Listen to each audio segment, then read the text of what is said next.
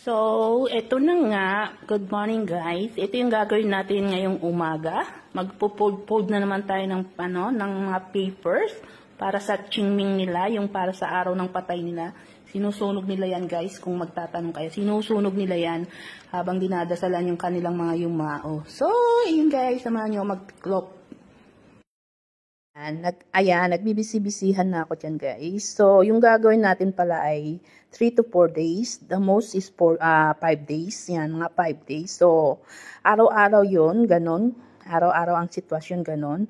Pero habang nagtutupi ako, yung isang cellphone ay nagpupupo. Multitasking to, guys. Tapos, habang umiikot yung washing machine, may natatapos tayo. So, ayun, guys.